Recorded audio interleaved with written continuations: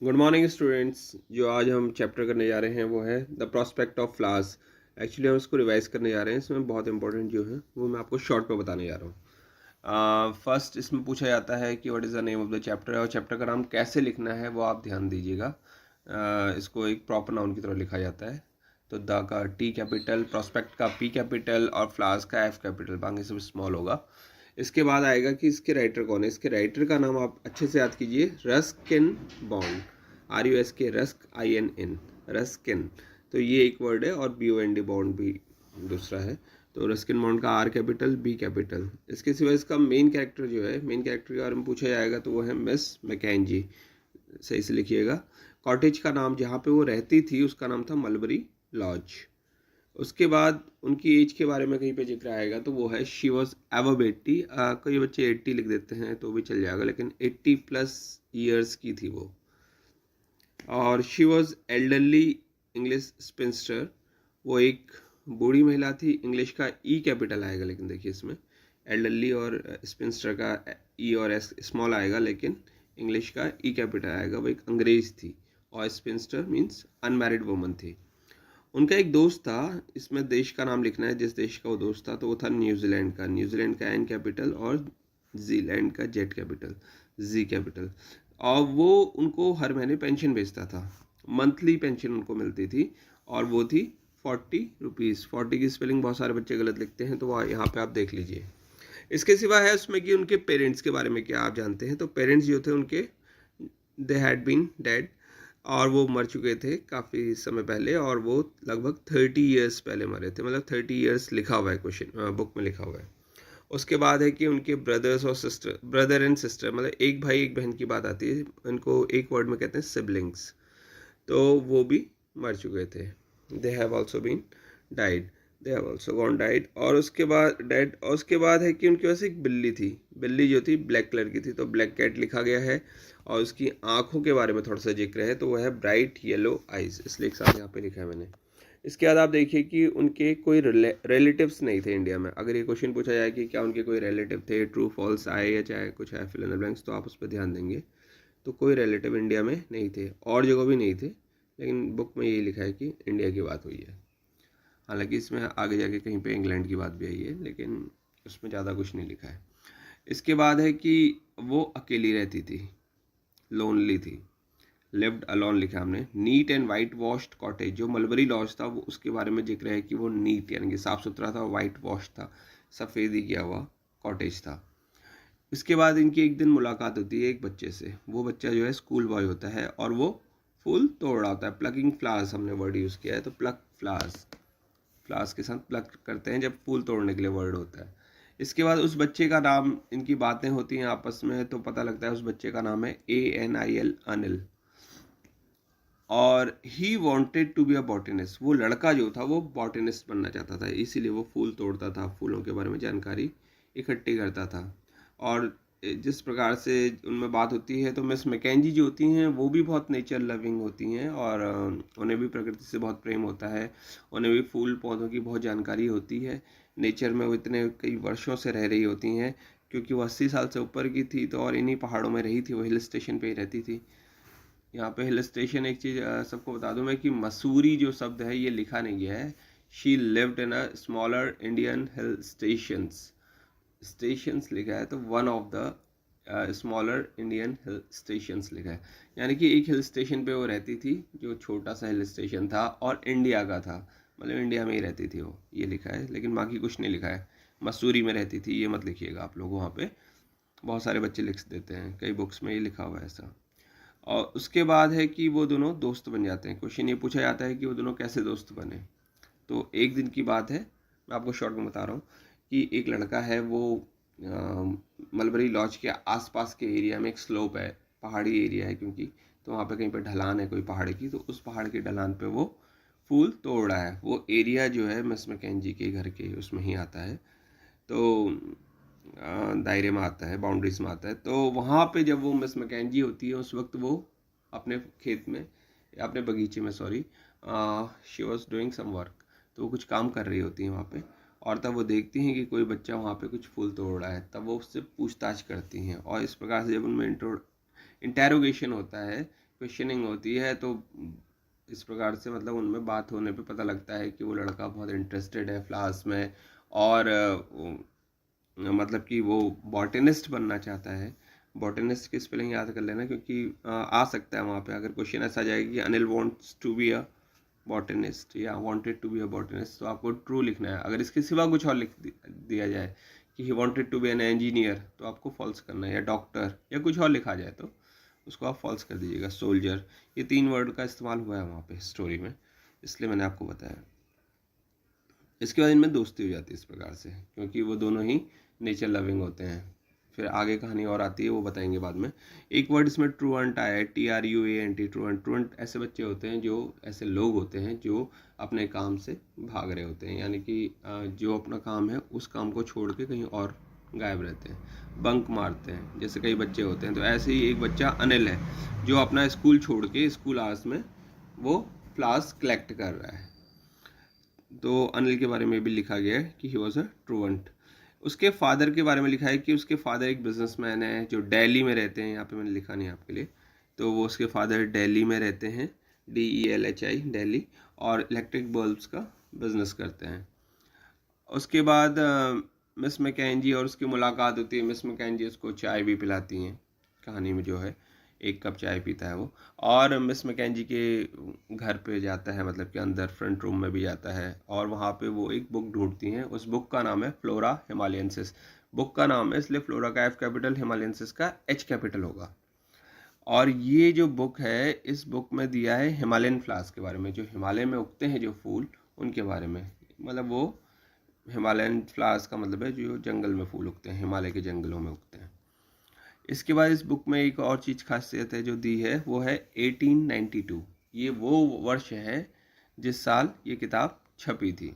अगर इसके बारे में, किताब के बारे में कुछ पूछा जाएगा तो आपको लिखना पड़ेगा। इसके बाद है एंड्रू के बारे में हम बात कर रहे हैं। एक भाई है, मिस मैकेंजी का एक भाई था जिसका नाम था एंड्रू, और जब क्या बोलते हैं वो अनिल से मिलती हैं, तो उसको, उन दोनों में ऐसे फिजिकल तो कोई रिजेम्बलेंस है नहीं कि दोनों दिखने में एक जैसे हैं, ऐसा नहीं है वो। लेकिन क्या है, फिर भी कुछ चीज़ें ऐसी हैं जो मतलब उनमें मैच करती हैं, जिससे उसको अपने भाई की याद आ जाती है। तो इसलिए भी शी लव्ड अनिल, तो इसलिए उसको अनिल अच्छा लगता है, वो बच्चा अच्छा लगता है कि उसको अपने भाई की उससे याद आती है, एक अपनापन सा महसूस होता है। She wanted to go to that mountain. एक इसमें थोड़ा सा जिक्र आया है कि वो एक पहाड़ पे जाना चाहती थी जो जिसकी हाइट 12,000 फीट से भी ऊपर है। हाइट 12,000 फीट लिखा है मैंने, but the height was above 12,000 feet. उसकी हाइट जो 12,000 फीट से ज़्यादा थी, जहाँ पे ब्लू चैनशियन और पर्पल कोलोमाइन नाम के फ्लावर्स उगते हैं। और भी 2 फ्लावर्स के नाम थे, बुक में मेंशन है। मैंने ये वर्ड इसलिए यूज़ किए हैं, ब्लू चैनशियन, पर्पल कोलोमाइन, की ये स्टोरी के एंड में लिखा है कि क्या कहते हैं, मिस मैकेंजी जो थी कि वो वहाँ जा चुकी हैं। जब मिल्कमैन उनको, मिल्कमैन वो लास्ट व्यक्ति होता है जो उनकी खिड़की से अंदर झांकता है, और तब वो देखता है कि मिस मैकेंजी उसको एक ग्रीटिंग का कोई रिप्लाई नहीं कर रही होती है। वो गुड मॉर्निंग कुछ कहता है तो मिस मैकेंजी का रिप्लाई नहीं आता है। तब वो अपने उस दरवाजे, मतलब खिड़की जो खुली होती है, उस खिड़की से वो अंदर झांकता है, तो उसे पता लगता है कि मिस मैकेंजी वहाँ जा चुकी हैं जहाँ वो जाना चाहती थी हमेशा से, यानी कि ब्लू जेंशियन और पर्पल कोलोमैन, यानी कि उन पहाड़ों में जा चुकी है जहाँ पे फूल उगते हैं, जहाँ वो कभी नहीं जा सकी। इसमें एक क्वेश्चन ये भी आ सकता है कि वो वहाँ क्यों नहीं जा सकी, तो आपको ये लिखना है कि because there was no proper road. वहाँ जाने के लिए कोई प्रॉपर रोड नहीं थी।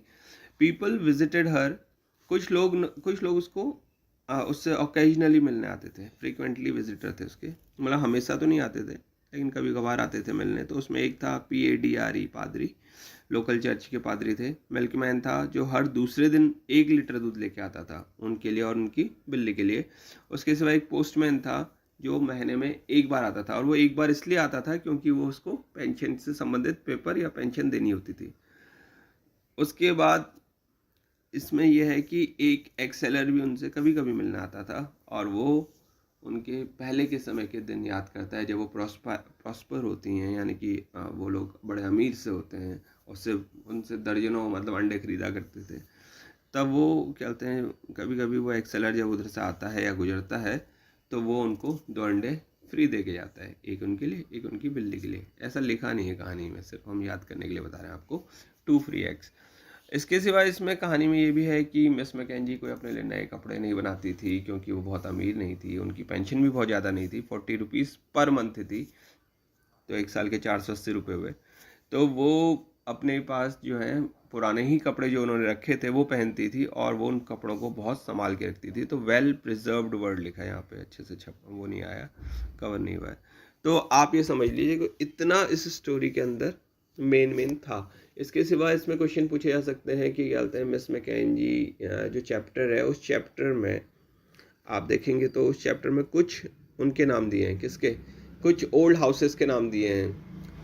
तो वो आपको जैसे the fern hill, the parsonage, the डम्बानी, मैकिनन्स हॉल, ऐसे करके जो नाम दिए हैं स्टोरी के शुरू में, आपको वो थोड़ा सा वो 4-5 नाम आप जरूर याद कर लीजिए। अगर क्वेश्चन ये आ गया कि भाई ये किसके नाम थे या इनके नाम बताओ पुराने घरों के, तो आपको बताना पड़ेगा। इस कहानी में ये भी है कि वो कोई 100 साल पहले, सम 100 years ago they were built by the Britishers.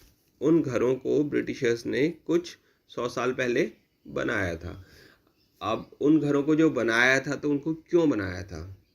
To save themselves from the searing heat of the plains, यानी कि जो गर्मी होती थी प्लेन्स में, उससे बचने के लिए उन्होंने उन घरों को इन हिल स्टेशंस पे बनाया था। 100 साल पहले से भी पहले बोल रहे हैं वो लोग, before the first world war, मतलब प्रथम विश्व युद्ध जो हुआ था उससे भी पहले के वो घर बने हुए हैं। तो उन्हीं में से कई घर तो जो है डिकेड हो, मतलब रुइंड हो चुके हैं, डिके हो चुकी हैं, मतलब टूट फूट गए हैं, नष्ट हो गए हैं, ख़त्म हो गए हैं, क्योंकि वहाँ कोई रहता नहीं है। जो लोग रहते होंगे अंग्रेज उस ज़माने के, वो लोग या तो छोड़ के चले गए होंगे या कहीं और शिफ्ट हो गए होंगे, या फिर वो उनकी डेथ हो गई होगी। तो मिस मैकेंजी भी एक उन्हीं में से महिला है जो वहाँ पे रह रही थी, अकेली रह रही थी। पूरी कहानी में उन घरों के बारे में जिक्र है, तो तब उनके घर का नाम भी आया है मलबरी लॉज। ये आपको 1 नंबर में पूछा भी जा सकता है, क्वेश्चन पूछा भी जा सकता है, मिस मैकेंजी कौन है, वो कहाँ रहती हैं। तो मिस मैकेंजी कौन है मैंने बताया था अभी कि आप लिखेंगे एल्डरली इंग्लिश स्पिंस्टर, ठीक है। और उसके बाद जो है एक क्वेश्चन इसमें ये पूछा, और इसमें क्वेश्चन जो बनते हैं, क्वेश्चंस तो बहुत सारे बनते हैं इसमें, कि उनसे फ्रीक्वेंट विजिटर्स कौन थे, वो भी मैंने आपको बता दिए हैं। इसमें 4 लोगों की मेन मुख्य बात हो रही है। इसके सिवा जो अनिल है वो उनसे महीने में या हफ्ते में या कितने समय में मिलने जाता था, तो every week he used to go, हर हफ्ते वो जाता था, और हफ्ते में 1 दिन के लिए वो जाता था, मतलब कि 1 दिन उनसे मिलने जाता था।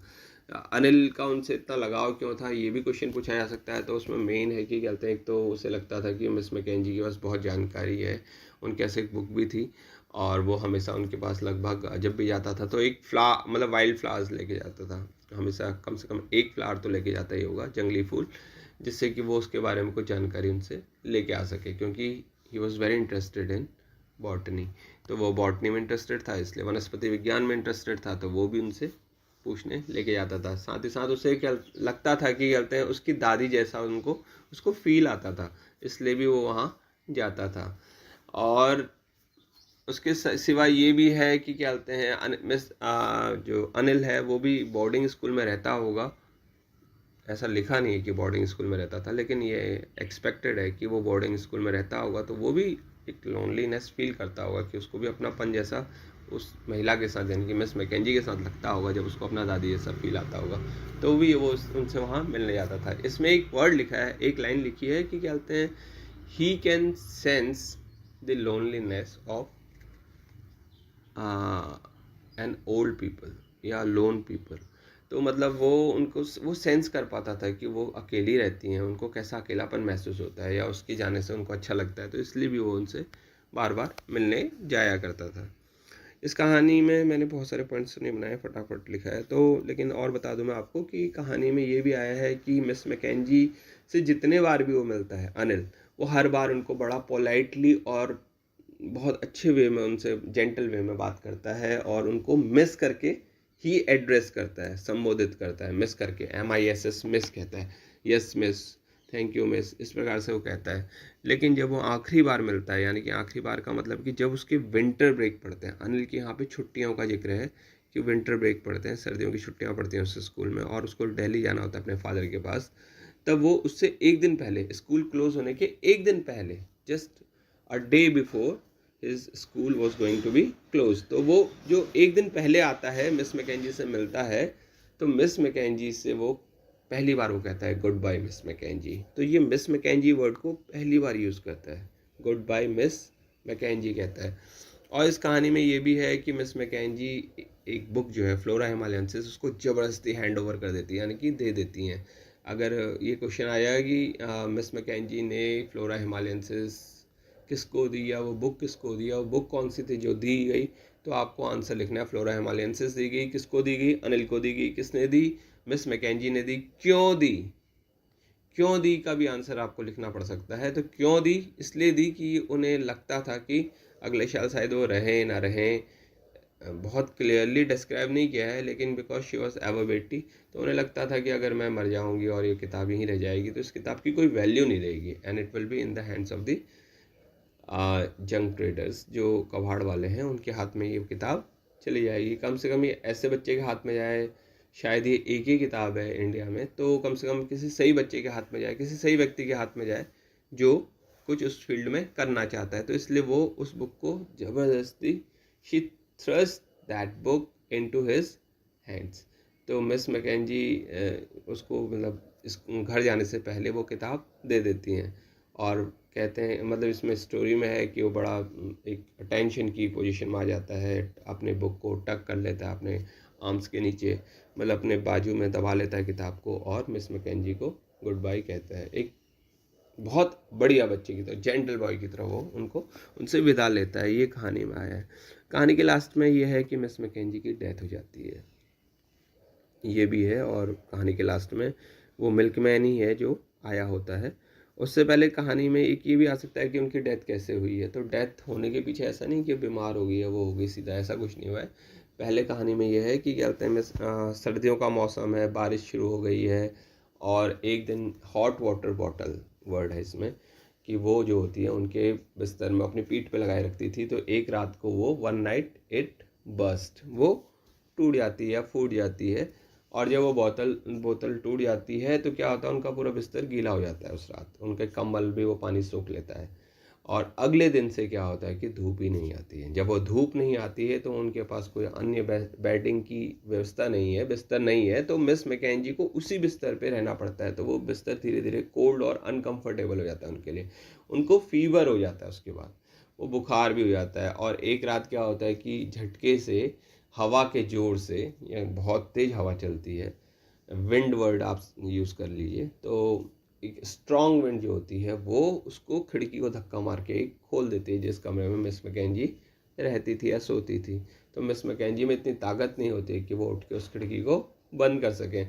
और उस रात जो होती है बहुत बारिश होती है, बर्फ़ पड़ती है, तो वो सब उस हवा के साथ वो भी कमरे के अंदर आ जाती है। और सुबह तक मिस मैकेंजी की बॉडी के बारे में लिखा गया है कि the body lost her warmth, और मतलब उनके शरीर ने वो गर्मी छोड़ दी थी, जो गर्मी शरीर में जीवित शरीर में होती है, यानी कि वो उनकी डेथ हो चुकी थी, ये इसमें कहा गया है। और लास्ट टाइम पे बिल्ली उनके साथ थी, ये भी है इस कहानी में। तो इस प्रकार से मेन मैंने आपको बता ही दिया है।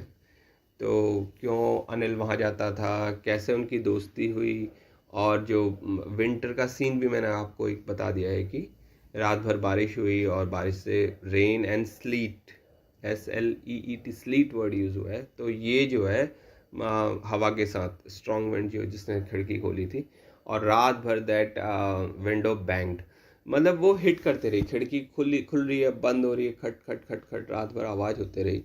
एंड क्योंकि वो एक ये जो घर है ना, आउटस्कर्ट्स में बने, ये टाउन से दूर है थोड़ा। तो इसमें कहानी में ये जिक्र भी है कि मिस मैकेंजी वीक में एक बार पैदल जाती थी, वंस इन अ मंथ है या वंस इन अ वीक है, ध्यान नहीं आ रहा मुझे। तो ये जो है वो भी टाउन जाती थी, तो वंस इन अ वीक है वो शायद, तो हफ्ते में एक बार वो जाती थी, कि मतलब कोई चीज़ की ज़रूरत होती थी तो उन्हें, जैम बटर, इस प्रकार से। एक परफ्यूम की बात भी हो रही है इसमें। तो इस प्रकार से ये है इसमें, ठीक है। तो आप लोग इसको अच्छे से तैयार कर लीजिए, आपको समझ में आ गया होगा। Thank you so much. और मेरे को टाइम मिलता है तो मैं आपके लिए second chapter, third chapter poem और इनका भी शॉर्ट में कुछ बना के भेजता हूँ आपको। तब तक आप इसको रिवाइज करिए और अपनी तरफ से भी आप जो तैयार कर रहे हैं वो सब तैयार करिए। And thank you so much. चलिए हाँ, कुछ इंपॉर्टेंट क्वेश्चंस आप लिख लीजिए, वो भी मैं आपको बता देता हूँ। तो एक तो आप बैरियर्स जो है, डिफरेंट टाइप्स ऑफ बैरियर्स को ज़रूर लिख लीजिए।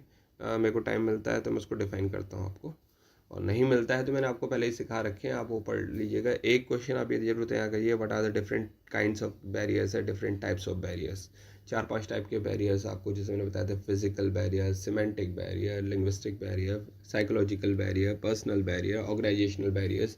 ऐसे आप लिख देंगे। अगर क्वेश्चन सिंपली आएगा कि डिफरेंट टाइप्स ऑफ बैरियर्स बताइए, और अगर उस पर थोड़ा शॉर्ट नोट लिखने के लिए आता है तो आप शॉर्ट नोट के हिसाब से भी उसको तैयार कर लीजिए। शॉर्ट नोट में आप ये समझ लीजिए कि आपने थोड़ा बहुत लिखना है उसके बारे में। आप कम से कम 50 वर्ड्स, 5 सेंटेंस हर एक के बारे में लिखिए, क्या है क्या नहीं है करके, तो आपका आंसर भी लंबा हो जाएगा। और कोई भी बच्चा सेक्शन बी और सेक्शन सी को बिल्कुल मत छोड़िए। ये मत सोचिए कि मेरे को ये आंसर नहीं आता इसलिए नहीं लिखूंगा। आपको जो उससे संबंधित आता है आप जरूर लिखिए, कुछ भी लिखिए आप उसको। अगर आपकी कॉपी खाली होगी तो आपको कोई नंबर नहीं दिए जा सकते हैं, लेकिन आपकी कॉपी में लिखा है आपने, भले ही थोड़ा गलत भी लिखा है, लेकिन कुछ नंबर आपको जरूर मिलेंगे और वो आपके लिए स्कोर करेंगे, अच्छा स्कोर करेंगे, आपको हेल्प करेंगे अच्छा स्कोर करने में, आप क्लियर पास हो जाएंगे। तो इसलिए बैक लाने की उसमें मत रहिए फिराक में, आप अच्छे से मेहनत करिए, अच्छे से वो समझिए, ठीक है। So thank you so much. और मैं ये कहूँगा कि आपको ये तो आपको मैं बता ही रहा हूँ, तो ये आप रिवाइज कर लीजिए और क्वेश्चन आंसर्स 1 मिनट तैयार कर लीजिए जिस प्रकार से मैंने आपको बताया। कुछ एक्स्ट्रा और आपको लगते हैं और किसी को कोई क्वेश्चन पूछना है तो वो क्वेश्चन इसमें कमेंट बॉक्स में डाल दीजिएगा, मैं उसका सीधा आंसर समझाऊंगा सर। मैं लिख नहीं पाऊँगा क्योंकि इतना टाइम नहीं हो पा रहा है मुझे, फिर नहीं हो पाएगा, तो मैं शॉर्ट में आपको ज़रूर बता दूँगा, ठीक है। Okay, thank you.